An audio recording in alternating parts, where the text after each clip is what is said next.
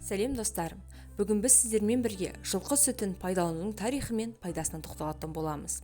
Мені жоғалту алмас үшін лайк басып, каналыма тіркеліп, жаңа видеоларымды көру үшін қоңырауша белгісін басып қойыңыз. Қазіргі қысыл-таяң шақта иммунитетіңізді көтеретін бірде-бір ем жылқының сүті мен жылқының еті.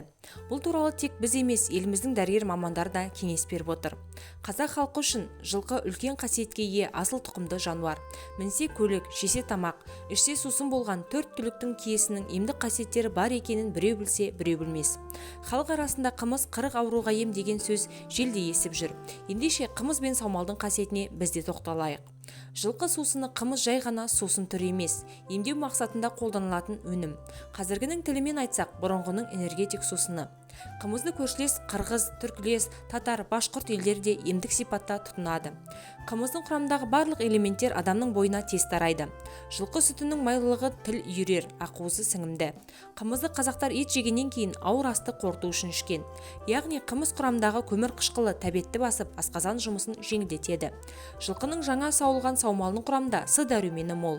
Қазіргі таңдағы иммунитеттің қорғаны, вирустың алдын алушта осы дәрумен екені белгілі. Сол себепті өкпе тыныс ауруларымен ауырған адам ең бірінші саумал ішкені дұрыс. Заман дамып, сусынның неше түрі шығарылып жатқанмен ешбір сусын қымызбен тең түскен емес.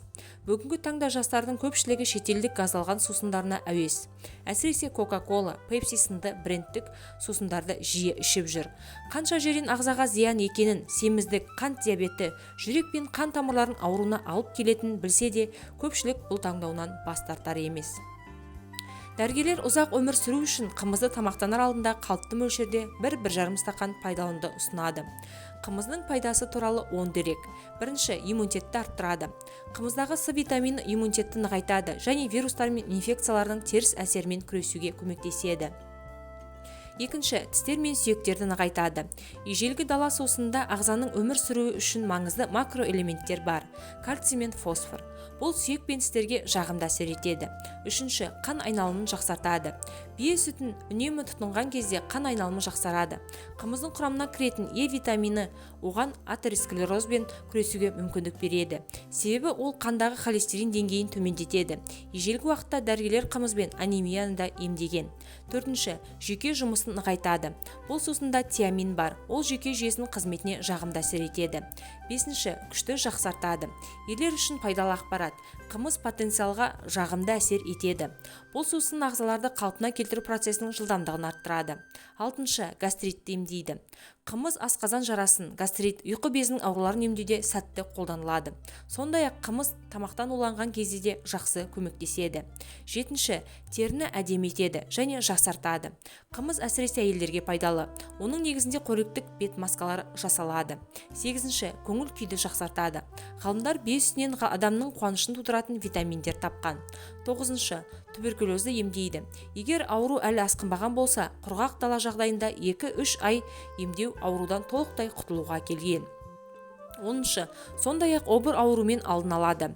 Емдік қымызда ісіктердің алдын алуды қамтамасыз ететін фолий қышқылы бар. Қымызды ішуге болмайтын жағдайлар. Дегенмен бұл керемет сусынды қолданған кезде қарсы көрсеткіштер де бар. Қымыз асқазан ішек жолдардың өткір ауруларымен, асқазан мен ұлтабар жарасымен, сондай-ақ сүт өнімдеріне аллергиямен және лактозаға төзімсіздікпен ауыратын адамдарға қолдануға болмайды. Қымыздың тағы бір маңызды қарсы көрсеткіші оны алкогольге тәуелділікпен емдеу процесінде жүрген адамдарға ішуге болмайды. Қымыздағы сүт қантының ыдырауы нәтижесінде этил спирті мен сүт қышқылы жиналуы мүмкін. Сол себепті ұзақ уақыт тұрып қалған қымызды ішпеген дұрыс.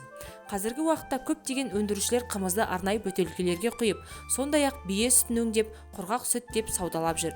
Дегенмен адамдарға бірегей дәм мен сергектік беретін балғын қымызбен ештеңені салыстыруға келмейді. Германияға қымыз қалай жеткен? Германияда қымыз фестивалі жыл сайын өткізіліп келеді. Осы тұста қымыз Германияға қалай келді деген заңды сұрақ туындайды. Оның тарихы былай екен. Рудольф Шторк есімді Германия азаматы Рейхтің солдаты болған. Екінші дүниежүзілік соғыстан кейін Қазақстанда әскери тұтқындарға арналған лагерде болды. 50-ші жылдары тұтқынға алынған немістер тарихи отанына оралғанда ол туберкулезбен ауырады. Тіпті қызметтегілер оны үмітсіз деп санап өздерімен бірге ала кетпеген екен. Шторк қазақтар көмекке келгенге дейін өз қиыншылығымен жалғыз күреседі. Бір қазақ түрмешілермен достасып шторкты алып кетуге шешім қабылдайды. Оған көмекке жұмысшы қажет болған екен. Күзетшілер немісті қиындықсыз қазаққа береді.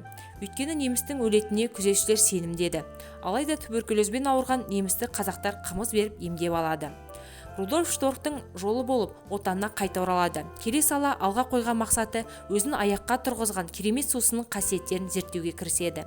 Германияда бие сатып алып, оларды сауып, қазақтың малшысын алған білімділерден қолдана бастайды. Туыстары мен көршілері алғашында Рудольфты есінен айырылған деп ойлайды. Еуропалықтар үшін биені сау ақымақтық еді. Бірақ уақыт өте келе ол бұл көзқарасты өзгертеді. Бірнеше жылдан кейін диссертация қорғап 1959 жылы ферманың негізін қалайды. Ферма қазіргі күнге дейін бие сүтін шығарады. Қазақ халқының ұлттық сусыны қымыз бағзы заманнан келе жатқан дәстүрлі ас. Қымыздың емдік қасиеттері бүгінгі күні барша әлемге танылып отыр.